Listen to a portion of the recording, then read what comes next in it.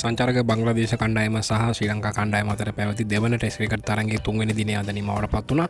ඉතින් තරගයේ සියලුම ගෞරව මේ වලට සත්කාරක ශ්‍රී ලංකා කණ්ඩායමට තමයි ලැබිලා තිබෙන්නේ. ඉතින් බංග්ලාදේශ කණ්ඩායම ඉනිමක පරාජයෙන් ගැලවීමේ සටනක නිරත වෙලා තිබෙනවා. ඉතින් කාසිවාසී ජයග්‍රහණය කර බංග්ලාදේශ කණ්ඩායම පළමු පන්දුර පහර දීමටයි තීරණය කරේ. ඔවුන් ලකුණු 247යි ලබා ගත්තේ සිය පළවෙනි ඉනිමට.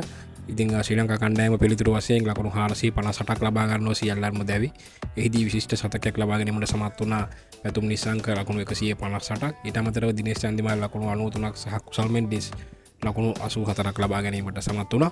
ඒ අනුව බංග්ලාදේශ කණ්ඩායම ලකුණු 211ක් පසුපසින් තමයි දෙවනි ඉනිම ආරම්භ කරේ. ඉතින් දිනේ නිමවනට ඔවුන් ලකුණු 115ක් ලබාගෙන සිටිනවා කඩලු 6කට. තවත් ලකුණු 96ක් පසුපසින් සිටිනවා.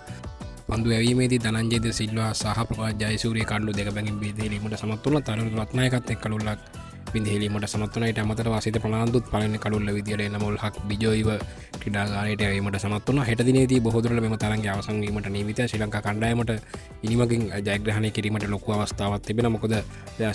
මොකද බංග්ලාදේශ කණ්ඩායමේ නම් දරාපු පිතිකරුවන් සියලු දෙනාම ක්‍රීඩාගාරයට ගිහිල්ලා ඉවරයි. දැන් ඉතින් පන්දු යවන්නන් තමයි ඉන්නේ. අපි බලමු තරගය හෙට දිනේදී කෙසේ විසඳේවිද කියලා.